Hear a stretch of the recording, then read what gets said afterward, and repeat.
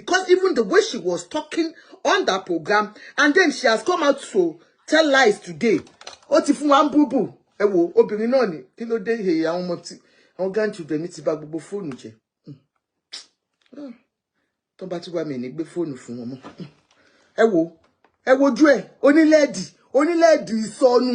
Ewo lẹ́dì ojú. Ewo lẹ́dì ojú. Ewo lẹ́dì ojú Toyin. Shatire nìyẹn. That is the lady we were talking about tonight. This lady has 4 children. The husband said they had a problem, that they've been having issues of recent. She has built a property of her own. So, anytime they have any misunderstanding, she tells the husband she wants to move to her property or whatsoever. With the 4 children, the man said there was a day he came back and they had a problem. He moved. She moved before the man came back from where he went. She moved out to her home property. The man went back to her, was begging her, we didn't even have any problem to this extent that you have to move out with my children and all that. The man said he had been suspecting the first one because of the way she behaves. So she took her for a DNA test. It turned out to be that first one is not the man's child. Okay. He confronted her. You know, they had a fight and she lied and all that. And then the man said, okay, let me even go and find out about all the others, my dear sisters and brothers on board. None of the 4 children, not even one.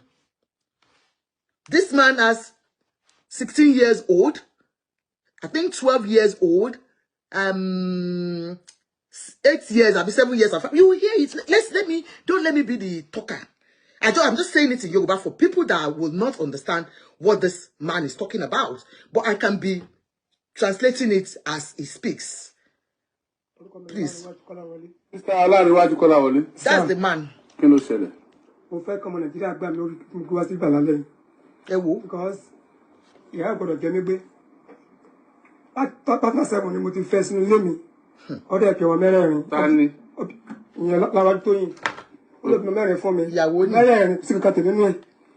I don't understand.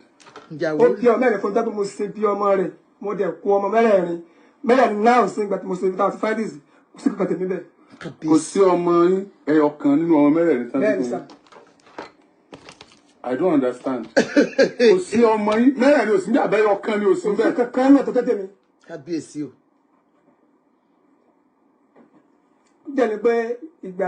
Okay, kí ló prompt you láti lọ ṣe DNA test ọmọ yín? Thank you, sir. Ní last year, because ó ti mọ wo àwọn wàyẹn bí àgbèrè náà ni. Tí na te bá jà, ọ̀rọ̀ lọ́kùnrin dé ni. Ó sì jà ní ọkùnrin náà ni. So Oriyomi asked him, you know, because he told Oriyomi that none of the 4 children are his. Do you understand? And Oriyomi now said, what prompted you to go for the DNA test in the first instance? And he said, of course, because of her ways, she's promiscuous. She's ashawo obìnrin. I'm not part of those that calls women ashawo because I am a woman myself. But this one is a dirty woman. Don't doju ti àwọn obìnrin tó kù. So I am not going to be fair with you. No. I'll give it to you the way you should. Because Auntie Toyin, gbogbo àwọn obìnrin tẹ́ fẹ́ doju ti gbogbo wa gbọ́dọ̀ bú yín. Nǹkan tẹ́ ṣe yìí ò dá, ẹ dojú tì wá. Láti kale pé nǹkan tó ṣe yìí láti kó bí ọmọkùnrin. Ọmọ kan tó bí ma pé wọ́n náà máa gbaru ẹ̀. Àárín rẹ̀ ìgbà tí ẹ̀ náà lòkù mẹ́wàá yìí. Ọlọ́run ti fún lórí ọ̀fẹ́ láti kọ́ sáìtì kékeré kan. Àwọn sọ fún ìgbà tí ẹ̀ náà lòkù. Ìgbà tí ẹ̀ náà tètè yé mi pé tó sọ pé tó bá ti parí sáìtì wọn, wọ́n máa kó lọ sí sáìtì wọn ni. Láti lè lọ free pẹ̀lú ilé wọn. The man said because of her ways, they've always been having issues. Do you understand? So, because she's building a site, she was building a site. So anytime they have issues, she's going to tell the husband, don't worry, I'll soon leave for you. I'll soon leave for you. I know a lot of people will say, when you see some men, they will always pray for their women not to be successful.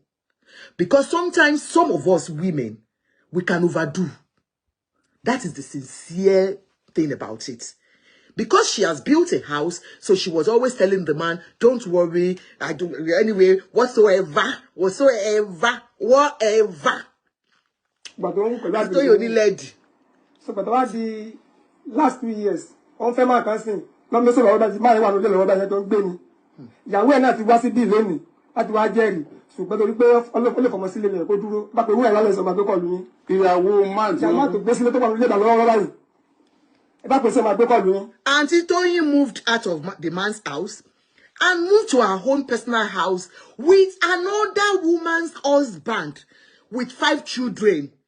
Another woman's husband. Auntie Toyin left her own husband, Tobi Omo 4, Tony Fun, left her own husband and moved to her own personal house with a new husband, another man's wife, another woman's husband. Kemokwe, oju Auntie Toyin, oju one le gidi. Auntie Toyin no dey give a damn.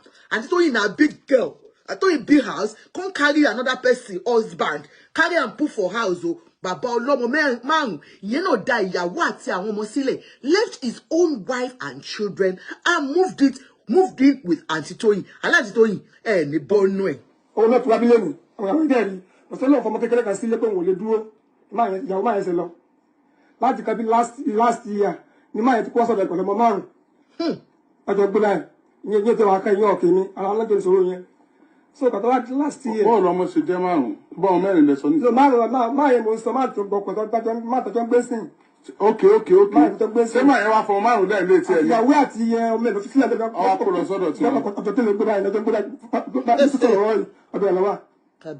so, yeah, man, I believe for I told you what to do with the battle. The back person, my book, almost everything for you. About the last year. So, it was a way, I tell you. One of the model can, only one of the model.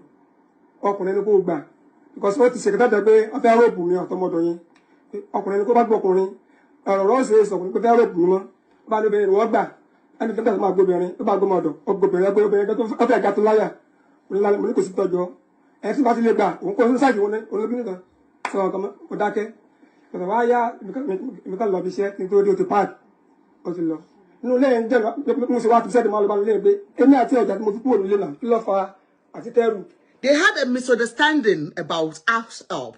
She wanted to bring in house help, and the husband said, no, because you are going to rope me with this girl. I don't want any house girl.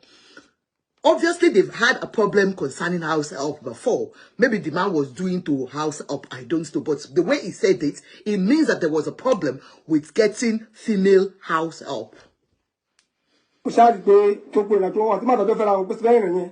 ẹnì kan sọ fún mi lórí fóònù fásitì fóònù méjèèjì kọ́kọ́rọ́ ilé ẹ̀ náà mo gbà lọ́wọ́ ẹ̀ wípé kí bá tiẹ̀ tilẹ̀kùn á tẹ̀ lọ sílé ọ̀dọ̀ mi á lọ parí ìjà yẹn bẹ́ẹ̀ mi ṣe lọ bí mo bá wọn dání tí mo rí pé ọkàn lọ kó OPC nígboro ní lókàbí omi yẹn kábà mi lọ lé kán wá nà mí nígbà gbogbo ẹ̀ lù pa ní ẹ̀ pọ́nmọ́ nílé ni àwọn yẹn bá gbé ilẹ̀kùn jẹ́ gbó wíńdò á lọ sá drop fóònù yẹn àti everything fún wọn ṣètò wá dúró tí pé wọ́n máa parí ìjà yìí máa parí ọ̀tọ̀ wá di àbí last 3 months ìdí àwọn máa ń ṣe káyọ̀ káàkiri pé pẹ́pọ̀ ń bẹ wúmà yìí kó mo fi ọkọ̀ wọn lọ́rùn sílẹ̀ ọwọ́ a lọ sí ààfin tó jẹ́ ìlú wa lékiri bàtàwá tó rojọ́ tó ní wúmà yìí òrojọ́ ọwọ́ a ní pé àwọn jọ ń fi ọkùnrin yìí ni o tí wọ́n ti lè filẹ̀ fóun bóyá kóun yẹ̀ sáà pé mi sọ gbọ́ yẹn tó wá jẹ́ àwọn pàtàkì tó wà láàfin wọ́n á pè pé mi ò tí ì níyàwó o pé kí n lọ jáwé fún ọkọ̀ bá tiẹ̀ lọ kí n lọ rì márì mo máa sọ pé kí n sí kọ́ọ̀tù kí n lọ jáwé fún mo wá lọ sí kọ́ọ̀tù kí n lọ gba ìwé ẹjọ́ yẹn ni òyìn tó ń kọ́ọ̀tù bàtí dáwà tí wàá jẹ ìyáwó àbẹ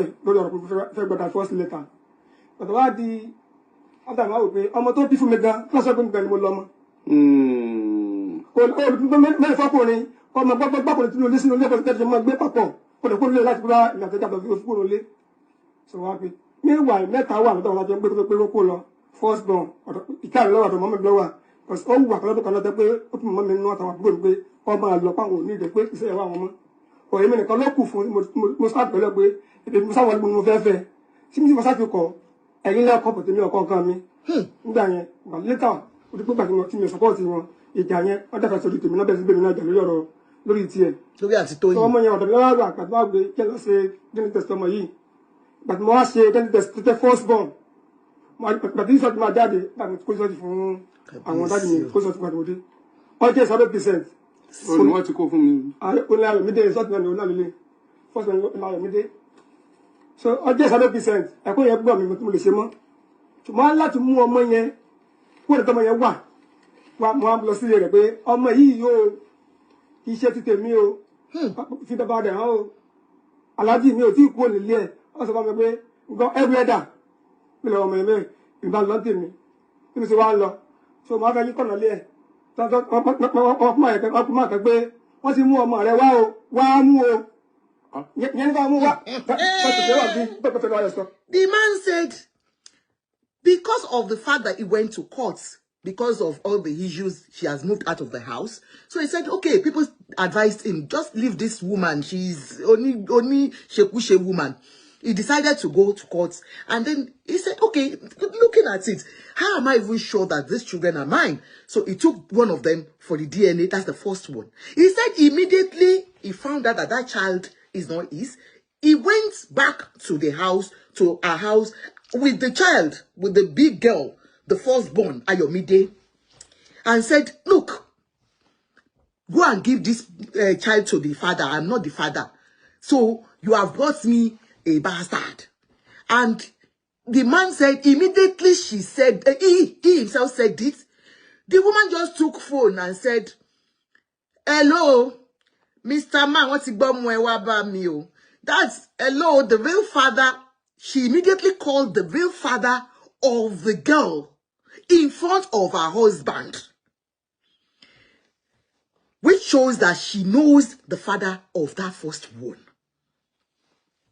and told the girl, look, you're going to your father's house. Ọ̀dájú obìnrin ni yín àǹtí Tóyìn. Ẹ dájú lóbìnrin o. Ní nǹkan tẹ́mi wò ní àná yìí, lórí program yìí, mo bẹ̀rù yín. Ikú ni yín ẹ kì í ṣàrùn. I play now. Ọmọ lọ́wọ́ àbí wá mú o, ìyẹn ní bá mú wá. Ọwọ́ mú mi lọ sí Òṣogbo, ọ̀dọ̀ máa yẹn. Ìgbà táwọn yìí wá jíjọ́ yìí wá tàkàkiri káàkiri látọ̀ yìí wá ń gbọ́. Ètò ìgbà láti jíjẹ wá tó ti bẹ̀rẹ̀ ọmọ yẹn sínú ilé mi tí mo sọ fún tí mo ti bẹ̀.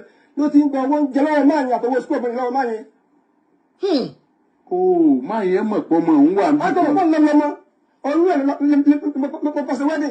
Tó bá tó bá jẹun fẹ́ mi pé mo ń fẹ́ ni. Ẹrù pẹ́yìn nìkan ni. Dáhùn pé bẹ́ẹ̀ apẹ́ méjì. Ó dẹ̀ lóyún fún mi. Mo dẹ̀ lọ́lẹ́ ọ̀pẹ́. Mo ti fún yẹn lóyún o, mo fẹ́ ṣe wẹ́dì o. Ẹ̀gbọ́n àwọn wẹ́dì. Nígbà yẹn. Ó tún bẹ̀rẹ̀ ẹ̀wọ̀n mi. Kò kí ń ṣèyàwó sàrà o. Wọ́n ti mú ọmọ rẹ̀ wá o, kó wá mú nǹkan rẹ̀ o. Ó bá ní kó bòmù wá ní Òṣogbo. Ó dẹ̀ lọ fún un ní máa ó dẹ̀ lọ ọmọ ní Òṣogbo. Kò létà sáré pé oríṣiríṣi ọ̀rọ̀ ń jáde lórí iṣu yìí. Bẹ̀rẹ̀ máa ń gbọ́ pé ẹni tó ọmọ pé oyún yẹn wá fún èmi ni. Ìgbẹ́ tó fi lóyún gbà yẹn, ó ti níyàwó méjì inú ilé. Ó máa di kẹta ló sì tì mí lọ́rùn. Èmi ò dẹ̀ mọ̀. Ẹni ẹ dẹ̀ mọ̀. Sá. Ẹni ẹ mọ̀. Ẹni ẹ mọ̀ ẹjẹ̀ mọ̀ lára wọn. Pé ọmọ rẹ ni. Ó ti yàn. Ọ̀dẹ̀ gbà. Ọ̀dẹ̀ mọ̀ ẹ̀rọ ìṣògbójọ́ kejì. Okay, it's all right. This man said that he wedded her in church. Not ìyàwó sàrà, somebody you pick on the street and say, yeah, start having children for me. They had white wedding. And she was pregnant. So obviously she got pregnant for the other man. And because the other man has 2 other wives, that was why he used this man and said, let me just make use of this one that I can still get married to. Knowing fully well that she was pregnant already for that other man before getting married to this poor man. Àǹtí Tóyìn, ní bọ́nú ẹ̀. Ìgbà tí mo wá rí pé alákọ̀ọ́kọ́. Ẹ wá lọ sàwọn yòókù. Wọ́n sàwọn yòókù náà bẹ́ẹ̀. Kí ni wàá fi báyìí? Sà, ìjẹ́ bèbè mo fẹ́ lórí àwọn ọmọ yìí. Ìdájọ́ òdodo. Nígbà tí ẹ bá bí 16 years, 12 years, 8 years, 5 years. Ọmọ 16 years. O ní first born dáhùn sọ yìí. Ìyẹn ti lọ báyìí. Wọ́n ti mú lọ bá bàbá rẹ̀ lóṣùgbọ́. Bẹ́ẹ̀ sà. 12 years lẹ́bí tẹ̀lé. Ọwọ́ àlùjọ rẹ̀. 8 years ló tẹ̀lé. 8 years tẹ̀lé. 5 years tẹ̀lé. None of them. Ìyàwó mi. Ìyàwó mi. Ṣé ẹ bímọ mi? Ní kankan mi. Kábíyèsí o. Oyin náà ni mo bẹ̀rẹ̀ ju kan mi lọ. Níyàwó mi ò ní anybody mi. Lọ́mọ kankan mi. Mi ò ní kankan. Ìságbẹ́kẹ̀lé kankan. Yẹ kí ló pa mí lẹ́kọ̀ọ́ jù. Má ṣe o. Irọ́ ni kò lè jẹ́ bẹ́ẹ̀. Ẹ kálẹ́ madam. Eti wọ́n sọ yẹn, kí ni ẹ rí sí ma? Nǹkan tó sọ yẹn irọ́ ni. Look at her. Nǹkan tó fà tèmi fi kúrò ní ọ̀dọ̀ ẹ̀ nígbà tí mo kúrò. Ó jẹ́ nǹkan tó ní wàhálà láti ìgbà tí mo ti fẹ́ mi enjoy marriage pẹ̀lú ẹ̀rí. Ó jẹ́ nǹkan tó lágídí tó yẹ pé tí kíní yẹn bá ti dé sí báyìí kò sí anybody tó lè control ẹ̀. Tí yẹ ẹ̀gán bá bá. So they are asking the woman now, look, can you tell us about this? Is this true? She said no, that she left this man because of domestic violence, but that those children are his children. Kò sí anybody, kò sí ibi tí ó ti embarrass ẹni tó jẹ́ ìyá tó bí. Tó tọ́ ọmọ tó dẹ̀ ń sọ lélẹ́yìí, ẹ̀kọ́ ọmọ lọ ni mi sí ń bẹ̀ mi sí ibi tó kọ́ ọmọ lómi ìgbà tẹ́ ṣe rí. So mi ìdẹ̀lẹ̀ accept ẹ̀ láíláí. Ìgbà tí wọ́n bí ọmọ tí wọ́n bí tó yẹ second born mi yẹ Ìbàdàn láwọ̀dọ̀ grammar làwọn àgbà yẹn. All everything ló ṣojú ẹ̀, kò sí ìtòṣẹ́ yẹn. Ìgbà tí wọ́n lóyún third born, ìgbà yẹn mo ṣe course ìgbà yẹn. Wọ́n dẹ̀ ti wà lọ́dọ̀ mi. So a fẹ́ ṣe final exam ni mo lóyún ọmọ yẹn ni mo padà sílé ńgbà yẹn. So gbogbo result yẹn mi lè gbà mi lè accept. Ọmọ ẹ̀ òun ló lọ ọmọ rẹ̀. Kò sí anybody ọmọ yóò dẹ̀ ní bàbá méjì òun ló lọ ọmọ. Tí first one mi tó sọ nígbà yẹn mò ń fẹ́yàn kan pẹ̀lú ẹ̀ ńgbà náà. Ìgbà tó dẹ̀ mọ ọmọdé gbogbo story náà ti sọ fọ́mọ. Wọ́n sọ story fọ́mọdé pé àhẹ́ntò resemble lélẹ̀ ẹni báyìí lórí ọmọ tẹ́ ti mú sọ́dọ̀ tipẹ́tipẹ́ tẹ̀sẹ̀ wá ń pàtàn fún. This woman, you have no shame, Auntie Toyin. Your shame is shaming all women. Look at her, not remorseful at all. Your husband caught you red-handed with 4 children. DNA confirmed that none of the children are his. She's saying that she does not accept the results because they took the children out. She doesn't know where he took the children to do the test. She's not accepting the test anyway. And then this nasty thing she said, even the first one you are talking about, the child that you have been taking care for a long time, as if they brought that child into the family home, that the man did not know that that child was his. You were pregnant for him. He thought the pregnancy was for him. Where is the shame in some women? Why don't we have just an iota of shame? Some iota of decency? This is a woman that's caught red-handed and she's there doing Antoine. Tó bá ti lè sọ fún kó fi bàbá ẹ̀ yẹn kó ṣe mí ṣe tán sọ nìyẹn. Nígbà wàá mọ̀ bẹ́ẹ̀ kí ló tó sọ fún láti ọjọ́ ẹ̀. Ẹni tí mo dẹ̀ pé mo tún fẹ́ ń gbà ń bá pè pé nǹkan báyìí ló máa ṣẹlẹ̀ kò yé mi ènìyàn bá ní ó lè accept ọ̀hún tó máa accept ẹni sí pé òun ti ẹ̀ máa ní láti ṣe test just like that. Kọ́ ọmọ yẹn dé ní sọ́ni kọ́ ọmọ yẹn tó kúrò lọ́dọ̀ mi bíi Friday tó ọmọ yẹn ò lọ school rárá gbogbo táàmù yìí tó fi wà lọ́dọ̀ wọn. Wọn ò jẹ́ kọ́ ọmọ yẹn lọ sí school. So kó tó di kọ́ mo ṣẹ̀ mú ọmọ yẹn lọ sí lesson Friday mo tó mú kúrò lé. Ọmọ yẹn tó wà lọ́dọ̀ mi tí ò tiẹ̀ ṣaṣọ kankan tó wà wọ́n jáde. Wọ́n tún ní láti máa pè mí pé ọmọ yẹn wá sílé ọ̀dọ̀ àwọn nìbàdàn. Ó wá fọ́lé ó fọ́lé wọlé. Ó kó owó ó kó 150,000. Wọ́n ṣàpá lóríṣiríṣi mọ́ ọmọ mi ó gbẹ́rù. Ọmọ yẹn ò dẹ̀ máa ṣan kankan dé. Wọ́n plan gbogbo plan yẹn náà ti pa mọ́ ọmọ mi mo dẹ̀ ní rán ni pé ẹni tó bá ṣe bẹ́ẹ̀ ẹ gbàdúrà kó rí báyìí fún un. Ló fi ní tọlọ́mọ bá àwọn tó wá ní pé òun ṣe test fake test ní mi ìdẹ̀lẹ̀ accept láìláì. Ṣé ìdánwò wa lè pọ́nná ní kì í ṣọmọ àwọn. So nígbà tí mo ṣàtẹ̀wá sẹ́. Auntie Toyin really got so emotional there. Not crying, no, emotionally angry that this man is telling lies. I'm not going to go through all the video because it's a long one.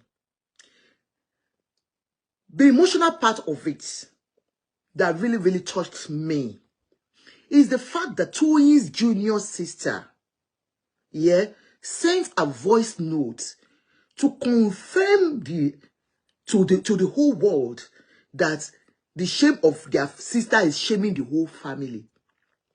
She felt so much for the man himself. Ó wò pé kí la ti ń gbọ́ ẹ̀dẹ̀ báyé bọ̀dá yìí jẹ́. This man has no other hope anywhere. And you are here making mouth. After this video went viral yesterday, I just saw it today. And just today, only. There and then, she's still telling them on that program. You understand that it's a lie.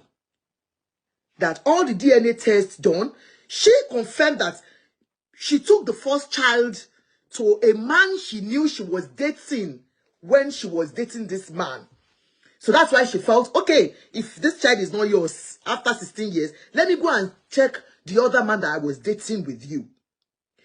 The same you now said, but you don't accept the DNA test.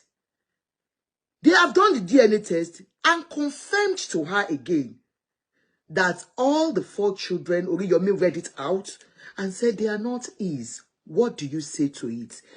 And Toyin was just looking like this and said, no, she wouldn't accept it. But today, after the thing went viral, we saw that Auntie Toyin has decided to give us the story, our own story, so that we are not one-sided. Of course, this happened in Oriyomi's show. This is what Toyin wrote out today. All the other tests, all the other children, there was a second test. Oriyomi read it out. All the other children were not his. All the children are not his. Now, look at what she wrote out now. She wrote it out this afternoon. Let me read it out to you all. Glasses, Ikawida. I had my glasses here.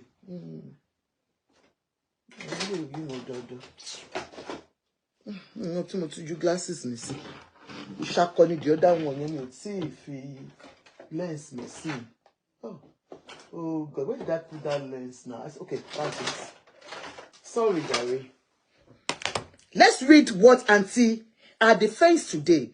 After lying yesterday, this is somebody that told us yesterday that that man lied about the test results, that she's not going to accept it.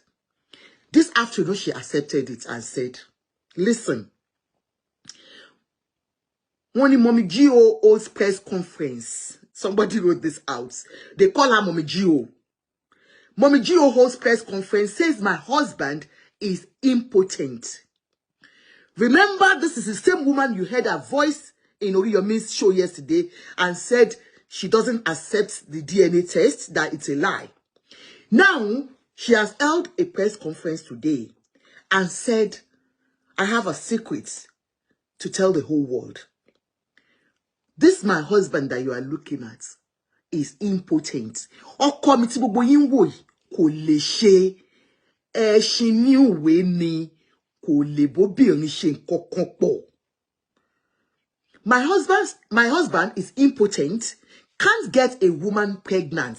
Ó ní ọkọ yìí tó ń lọ kó ọmọ mẹ́rin wá fún. Ó ní torí pé òun ò fẹ́ kí gbogbo yín mọ̀ ni. Hello, Auntie Ashabi. Hello, hello, mo ti pè yín tẹ́lẹ̀. Hello, mo ti pè yín tẹ́lẹ̀. Mo ti pè yín tẹ́lẹ̀ lórí program ni. A fẹ́ kẹ́ join wa lórí program ni. Lórí ti woman.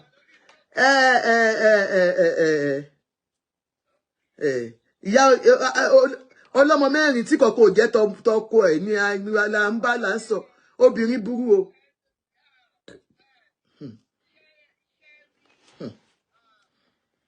Olórí burúkú wà nú àwọn obìnrin mi. Olórí burúkú ó pọ̀ nínú àwọn obìnrin mi. But the only thing tí lady yìí ṣe, ó bàgbé sí ayé àwọn ọmọ yẹn jẹ́. Because ìtàn ni lọ́la fún àwọn ọmọ yẹn for life. Ó bà ìgbésí ayé wọn jẹ́. Gẹ́gẹ́ bí àbúrò ẹ̀ tó jọmọ ìyá ẹ̀ ṣe sọ̀rọ̀. Ẹni tó bá gbọ́rọ̀ tábúrò ẹ̀ yẹn sọ, á mọ̀ pé lady yìí ò lò ṣì pátápátá. Seriously. Torí ẹni tó bá wo ọkùnrin tó ṣerú yẹn fún ọkùnrin tó dẹ̀ ṣèyàwó lẹ́gálè pẹ̀lú ẹ̀, ìgbẹ̀yìn ayé obìnrin yóò lè dá. Àwọn ọmọ tó bí yẹn gan máa ṣe é pè fún ni. Ẹ rí pé táwọn ọmọ yẹn bá dàgbà kọ́lọ̀ ń ṣe wọ́n lóríire, wọ́n máa dì sóònù ìyá yẹn gbẹ̀yìn lọ́jọ́ alẹ́ yìí. Because this is a public disgrace. Tí bọ̀bọ́ yẹn ló wá sí láàánú. Torí ibo ló ti fẹ́ bẹ̀rẹ̀. Olórí burúkú Oríyọmí ń béèrè lọ́wọ́ ẹ̀. Ó sọ wípé wọ́n máa lọ tún DNA ṣe ni. Òun ló ná àwọn ọmọ.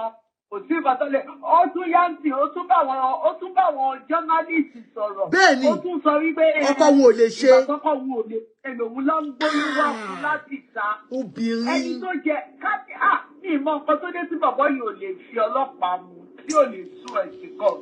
Ní ìmọ̀ nǹkan tó dé ó jẹ́ kí bàbá yẹn sún ẹ̀. Oh no. Straight because ẹni tó bá rí ojú ọmọ first born yẹn pẹ̀lú Ṣẹ́gun Òṣogbo àbí kí ló ń pè yẹn láti mọ̀ wípé kọ̀ọ̀kan Ṣẹ́gun yẹn ló ní ọmọ yẹn toró ti jọ́jú. Kábíyèsí o. Ó ti jọ kí ló ń ṣe àwọn obìnrin náà? Ẹ bá mi bí wọ́n mọ́ mi wá.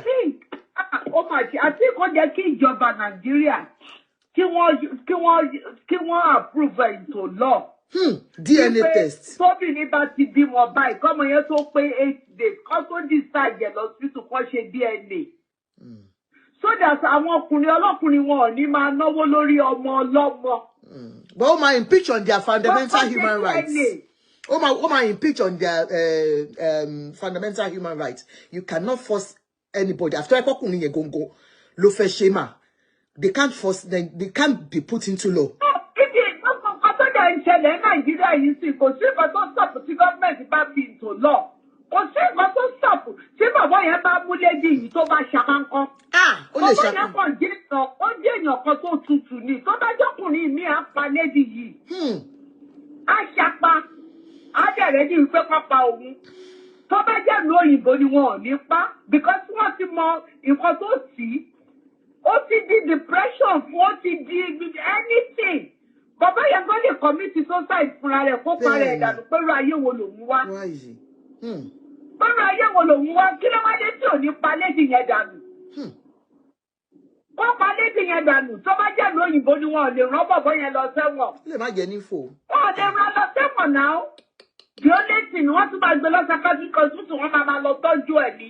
Torí wọ́n ti mọ̀ pé nǹkan tó ń ṣe mentally bàbá yóò wà okay. Ó ti derail mentally. Ó ń ṣe nǹkan tó dáa náà. Wọ́n láti bá jẹ́ mi lẹ̀gbọ́n bàbá yẹn ni màá wá lédi yẹn máa pàdánù ni. Because nǹkan ayérayé ìbànújẹ́ ayérayé ló gbélé bàbá yẹn lórí. Ṣówó tó ná lórí àwọn ọmọ yẹn ló fẹ́ kà ní. Àbí pé wọ́n tiẹ̀ ń sọ àwọn ọmọ lórúkọ òun ló tún gbé placenta wọn. Ló lọ rí mọ́lẹ̀. Ó tún sọ wọ́n lórúkọ, ó tún náwó kó mọ, ó tún náwó gbogbo tó fi lọ sí school. Àwọn obìnrin mi ṣe wà tó jẹ́ evil báyìí. Ìṣe ló jẹ́ kó dáná sun lédi yẹn ló yẹ. This is just not good. It's not. Oyin kìíní ìkejì kẹta ìkẹrin. Ọmọ mẹ́rin. Wọ́n wá lé ọmọ sí ẹ wá sọ wípé ó wá pe bàbá ọmọ. Wọ́n ti gbọ́mọ ẹ̀dẹ́ o. Ìyá wa ń sọ àbúrò lédi Tóyìn yìí sọ. Oníṣègùn yẹn wá bọ́ sórí Facebook bó wá sọ pé orí adé òun sùn ta. Imagine. Orí adé òun sùn ta. Tóyìn Òṣòfìbì. Eléyìí nǹkan burúkú gbà ni o. Nǹkan burúkú gbogbo obìnrin tó bá ń ṣerú nǹkan báyìí ìgbẹ̀yìn ayé wọn ò ní dá o. Àṣírí gbogbo wọn máa tú ni o. Lórúkọ Jésù. Àwọn ọmọ yẹn ò jẹ́ kí pọn mi àánú fún wọn. Àwọn ọmọ yẹn ò ní lójú ráyè tọ́jú wọn lọ́jọ́ alẹ́ wọn lágbára Ọlọ́run. This is bad. Ní agbára Ọlọ́run àwọn ọmọ yẹn ò ní lójú ráyè tọ́jú wọn lọ́jọ́ alẹ́ wọn. Ìwọ obìnrin tó mọ nǹkan tó ṣe tó mọ̀ pé o ṣe. Nǹkan tó bá tiẹ̀ ti mú ẹ máa double date ọkùnrin méjì pọ̀. Ìgbà yẹn kọ́ ló máa sọ wípé ọkùnrin kan fẹ́ ṣe ẹ̀ tó máa decide kó fẹ́ fẹ́ ọkọ tó bá ti decide kó fẹ́ fọ́kọ wàá lọ fọ gbogbo inú ẹ̀ wàá make sure wípé you are clean you are clear internally. Wàá fọ gbogbo inú ẹ̀ wàá make sure poly menstruation kó tó ní kó ṣèyàwó wàá fi mọ̀ wípé o ti mọ́. O ti clean. O dẹ̀ tún mọ̀ àmọ́ wàá tún bọ́ta wàá lọ dókòó títa. Àwítọ́ sọ pé bàbá yìí ò lè ṣe olórí burúkú ni Lady Tóyìn. Tóyìn ìlú gbogbo pẹ̀lú ẹ̀ náà. Tóyìn ìlú wo ló tẹ̀ tí wá ná a máa kà ń bí sìn. Ẹ wo bá búrò ẹ̀ ṣe ń sọ̀rọ̀ àbúrò ọmọ ìyá ọmọ bàbá ó ń sọ̀rọ̀. Ó sún ẹkún ni ọmọ ìyá ọmọ bàbá ẹ̀ she was crying. Kai. Ó sọ̀rọ̀ ọmọ yẹn dẹ̀ sọ òótọ́ irú ọmọ àbúrò ẹ̀ yẹn. Ọlọ́run máa fi ayọ̀ kún ayọ̀ ẹ̀dá. Ó sọ òótọ́ oníṣèbí ńgbà tí ọmọ Ayọ̀mídé yẹn wà lóṣù méjì oṣù mẹ́ta lẹ́yìn àti bọ̀dá Kọ́lá ní Mísọ̀dáfà.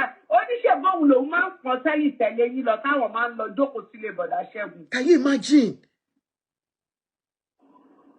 Fóun máa ń bá yín gbé lọ tá a máa lọ jókòó sílé bọ̀dá Ṣẹ́gun. Bọ̀tì yẹn náà ṣe dáadáa àtìgbà yẹn ló ti jẹ́ kó pe Kọ́lá yẹn sẹ́yìn pé nǹkan tó ń ṣẹlẹ̀ rèé o. Káàntì mi ò bá sọ fún ẹ o, èmi ò ní ti rú ẹ̀ bo mi ní. Torí ká mọ́ ti sọ fún bọ̀bọ̀ Kọ́lá yẹn láti ìgbà yẹn, ká ní àbúrò Tóyìn yẹn ti sọ fún, kò ní go this far. Orí ọmọ Ayọ̀mídé yẹn náà ti máa dúró. Wọ́n ní Ìbàdàn lọ ti wá, wọ́n ní Ìbàdàn láti ti wá. Ṣé Ìbàdàn lọ ti wá ni? Èmi ò mọ̀ pa àwọn ṣá ní Ìbàdàn. No, wọ́n ní Ìkirè náà pè wọ́n. Àti wá jewelries wọ́n ní Ìkirè ní níbo lẹ́yìn tí wá rí Ìbàdàn. Ẹ má kó bẹ́ mi o. Ìbàdàn báwo? Ìkirè náà pè lórí kíní orí Yọmí lánàá. Wọ́n ní Ìkirè. Ìkirè náà pè bóyá Ìbàdàn náà wá. Torí àwọn kálọ́mù Èkó ni àwọn ọmọ Èkó kì í ṣerú wà bẹ́yẹn wá dúró sí nìyẹn náà. She's not from àwọn ọmọ Èkó kì í wú bàbẹ́ o láíláyé. Ọmọ Èkó kì í wú bàbẹ́. Ọmọ Èkó pàtàkì àwọn ò ṣe yẹn o. A máa kẹ́rù kúrò bẹ́ẹ̀ ni. Ọmọ Èkó jí sòrò ọkùnrin ò bá máa náwó kò bá ṣe téèyàn bá ti lọ́ọ̀bẹ̀ èèyàn ò jí sòrò. Èèyàn ò jí sòrò èèyàn máa gbà fún Ọlọ́run ọmọ Èkó máa ń bọ́kùnrin jìyà ni. Ó kàn jẹ́ pé wọ́n máa ń pọ́n wa wọ́n máa ń ṣèkà fún wa náà gbẹ̀yìn nígbà bá bá wọn jìyà náà. Kí la fẹ́ ṣe? Ọmọ Èkó kì í bímọ àlè o. Àwọn aládé fákulé. Bó ṣe rí náà ẹ wo bí lédi yẹn ṣe rí náà. Onílẹ̀èdì òfò. Wọ́n ní Ṣẹ́gun yẹn ló ràn lọ skul. Hey God. Wọ́n dẹ̀ ti dúró wà á ti fẹ́ Ṣẹ́gun. Wọ́n ti fẹ́ Ṣẹ́gun. Wọ́n ti lọ ṣèyàwó kẹta bí kẹrin tó fẹ́ ṣe lọ́dọ̀ Ṣẹ́gun. Ṣẹ́gun kò lọ bá yẹ wọ́n ṣà tẹ́kì àbọ̀bọ̀ yẹn because Ọlọ́run má jẹ́ tí bàbá yẹn commit suicide. Wọ́n tẹ́kì ẹ̀gbọ́n kan tẹ́kì káwọn èèyàn rally round ẹ̀. Ó dẹ̀ tètè gbé kéèsì yẹn lọ́kọ̀tù tó bá ráwọn èèyàn kan tètè máa advice ẹ̀ kó gbé kó lọ́kọ̀tù straight pẹ̀lú lady yẹn. Bọ́ ṣé kò jẹ́ kó gba àwọn ọmọ yẹn? Ṣé kò yẹ kó gba àwọn ọmọ yẹn ọmọ tó ti ń tọ́ láti kékeré? I just want to know. Kí ló fẹ́ gbà wọ́n fún àti ìgbà náà kì í ṣọmọ ẹ̀ kò lè. Bó tó ọmọ tó ti ń tọ́ láti kékeré. Àwọn ọmọ yẹn máa dúró wọ́n máa bá tàn yẹn ni. Oh God. Tó bá lọ sí court and if court tí court bá dẹ̀ sọ wípé ó continue tó bá continue ó máa náwó láwọn ọmọ yẹn lórí ni àwọn ọmọ yẹn sì kéré. Àwọn ọmọ yẹn sì kéré. There was one ní London ní England nìyẹn. Ní bóyá last year náà ni bóyá ilé last year. Máa yẹn ó ti ń tọ́mọ yìí African country ni wọ́n right ó ti ń tọ́ no ó dàbẹ̀ ni pé máa yẹn ni black ìyá ọmọ yẹn òyìnbó ó ti ń tọ́ ọmọbìnrin yìí ti wà ní bóyá ọmọbìnrin yẹn kan ti wà ní 40-something years ọmọbìnrin yẹn kan ti marry mi wàá mọ nǹkan tó dé tán lọ sí kóòtù tán lọ ṣe DNA could you believe wípé ọmọ 40-something kọ́ wá sọ fún ní kóòtù ẹni tó ti mọ̀ ń bàbá tó rán lọ sí uni tó ṣe gbogbo ẹ̀ tóun kọ́ ni bàbá ẹ̀ ó dìde ó wojú màmá ẹ̀ gbà tán máa béèrè lọ́wọ́ ìyá pé ta ni bàbá ó lábúrò máa yẹn. Jésù. Ó lábúrò máa yẹn ni bàbá ẹ̀.